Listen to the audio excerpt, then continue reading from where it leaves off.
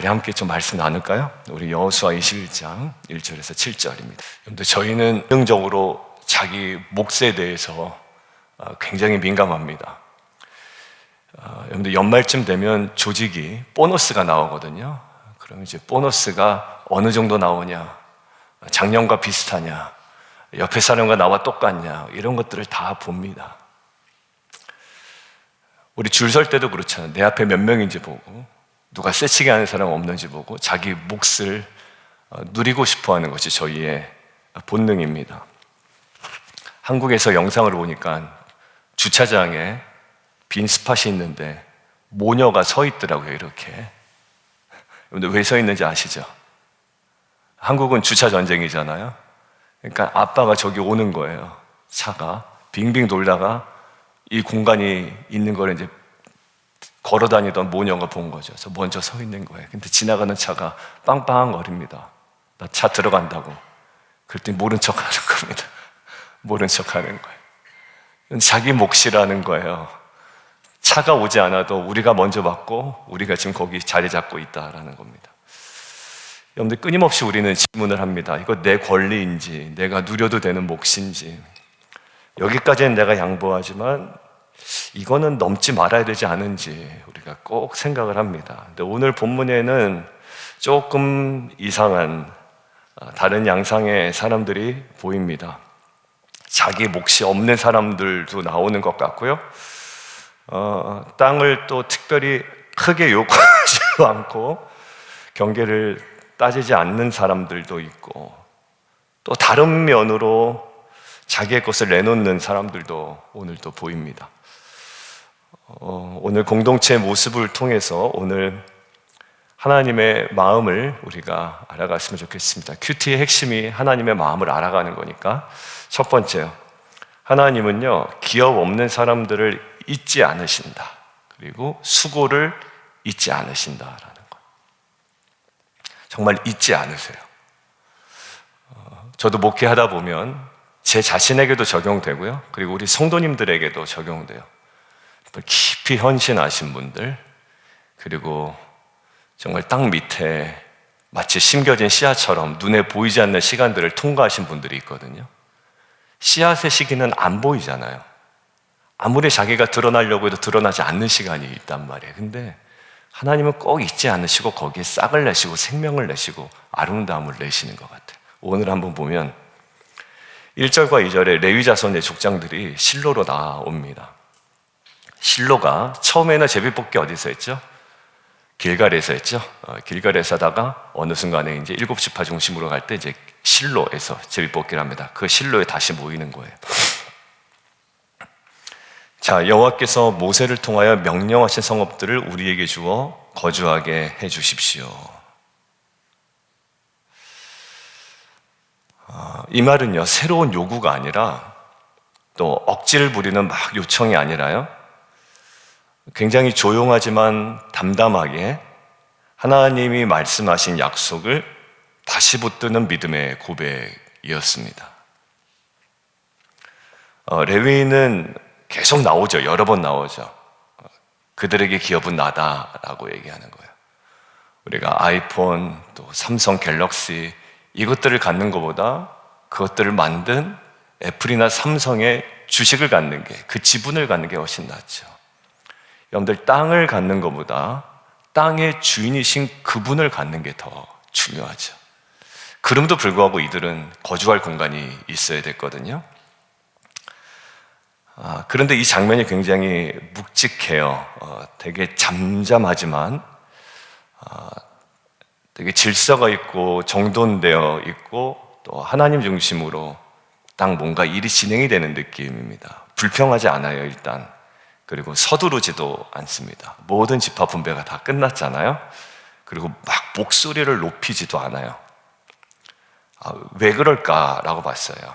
레위인들의 이 차분함, 그리고 차분한 요구, 하나님이 잊지 않으신다라는 것을 믿었기 때문이라고 저는 믿습니다. 여러분들, 그냥 줄 수 있는데요, 요란하게 해서 정말 마음 상하는 경우도 있거든요. 주는 입장에서 그러는 거예요. 다 그냥 생각하고 있는데 막 안 주려고 그랬냐고 막 이러면서 막 오히려 이쪽에서 다 난리를 치면 이게 마음이 그냥 싹 오히려 다쳐버리게 되는 일도 있잖아요. 레위인 같은 시간을 보낼 때가 있다라는 마음을 주셨어요. 저와 여러분에게. 드러나지 않는, 그리고 반드시 드러나서도 안 되는 레위인과 같은 시간이죠. 열심히 살았는데 손에 남는 게 없어 보일 때도 있고요. 순종했는데 결과가 없는 것처럼 느껴질 때도 있습니다. 근데 오늘 본문은요, 정확하게 이야기하는 것 같아요. 말씀 위에 살아온 시간은 결국 사라진 적이 없다라고 이야기하는 겁니다. 말씀 위에 살아왔던 흔적들은 잊지 아니하시고 하나님 기억 속에 사라지지 않는다. 저와 여러분 교회 위해서 참 많이 헌신하셨어요. 7년 동안. 하나님께서 귀한 것으로 또 새로운 7년을 이끌어 가실 줄 믿습니다. 그런데 하나님 잊지 않으셨다라고 말씀하시는 것 같아요. 내가 레위인 잊지 않았다.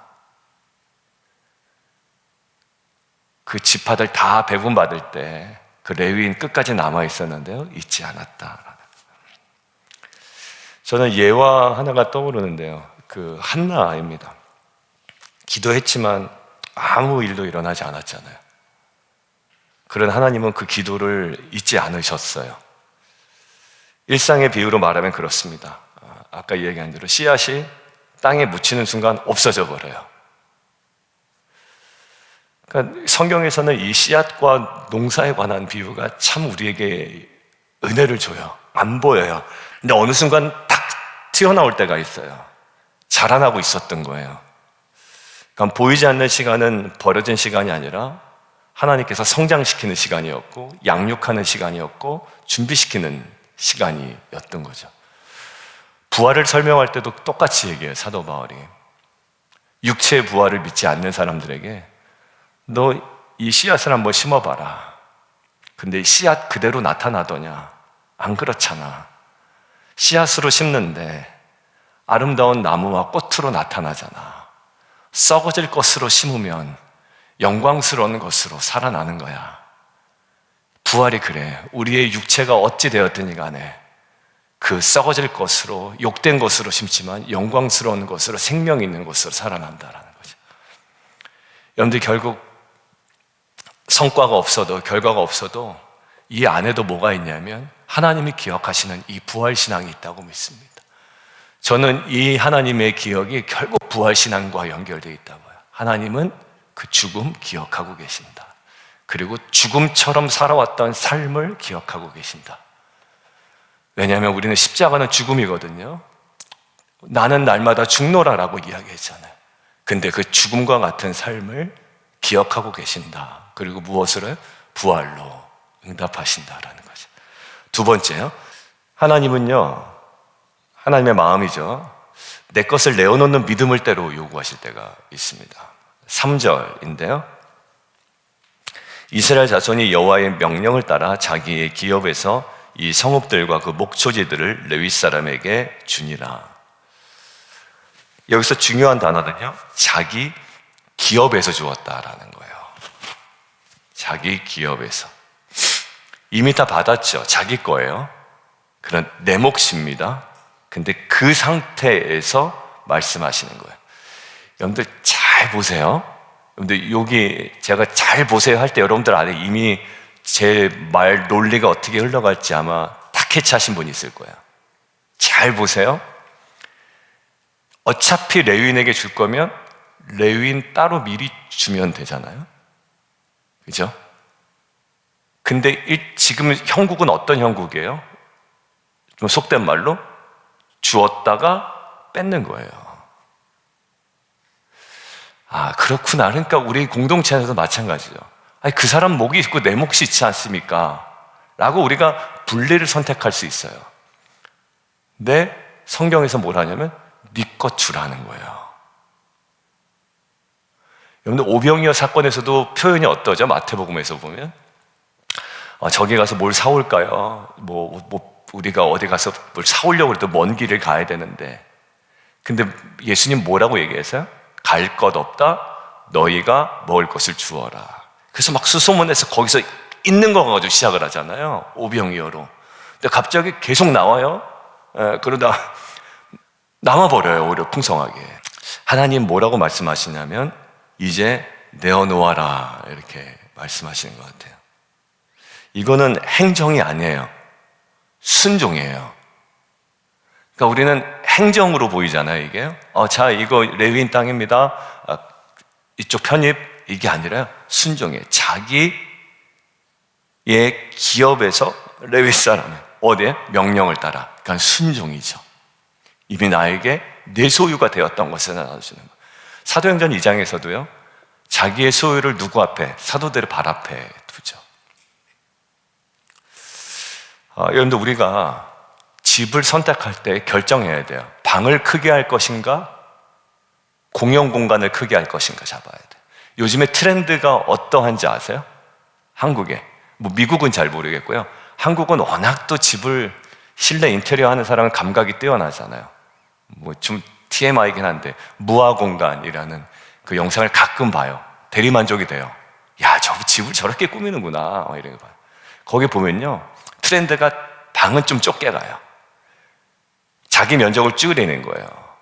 부부 공간 줄이고 부부가 따로 자는 아예 공간을 따로 만들어 놓더라고요. 이제는 그게 또 그래서 그러면 부부의 침실 공간, 아이들의 침실 공간은 완전히 줄여놔요.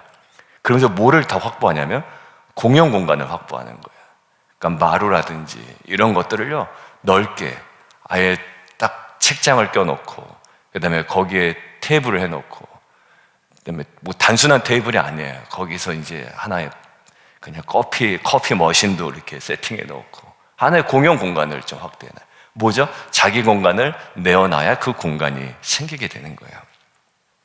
초대교회도 마찬가지예요. 자기 것을 팔아 나눴을 때 교회는 약해지지 않았거든요.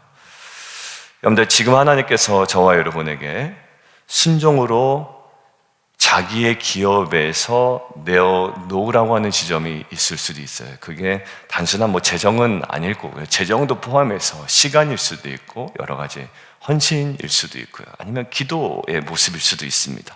그것도 자신이 가지고 있는 권리일 수도 있습니다. 예배를 위해 또 공동체를 위해 기꺼이 내어놓을 수 있는 믿음의 사람 되기를 주님의 이름으로 축원합니다. 자, 여러분들, 오늘 목요 성령 집회 있잖아요. 혹시 가능하시다면 나와주세요가 아니라 조금 일찍 나와서 목요 성령 집회를 위해서 기도해 주시는 것도 여러분들 좋아요.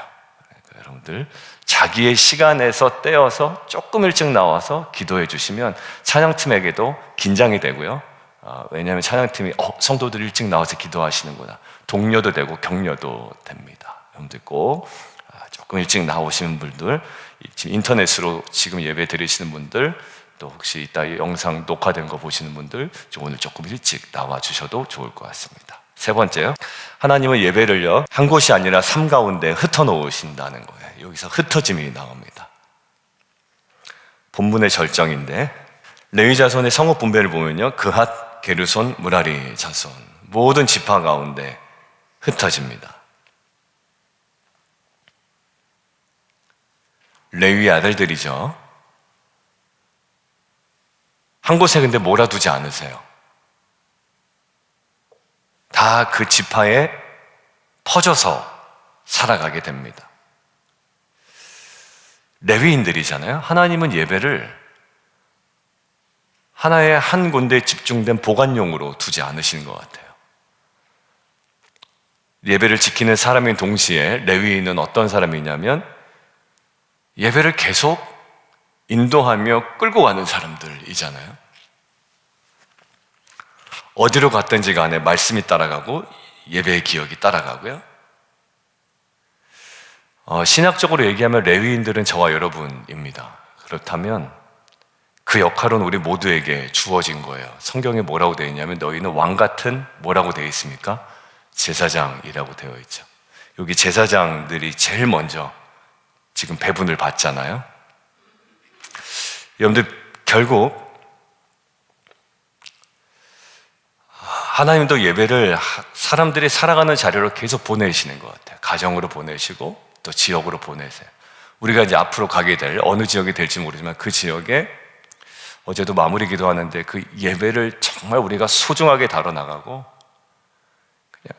예배 드리는 거죠. 그렇지만 그 예배를 소중하게 다뤄서 그 예배 가운데 오시는 분들이 성령의 정말 깊은 임재 가운데 누리고 깊은 기도 가운데 들어가고 거기서 회복을 경험하고 하나님을 만나는, 여러분들 어디든지 가정 예배를 가든 신방을 가든, 이번 또 주말에는 한 성도님 텐트 짓기와 함께 사업장에 가거든요. 예배를 드릴 수 있는 분위기는 아닐 것 같아요. 그러나 거기 가운데도 깊은 기도 가운데 만나서 축복하는 가운데 또 같이 그 예배가 흘러갈 수 있도록 하는 거죠.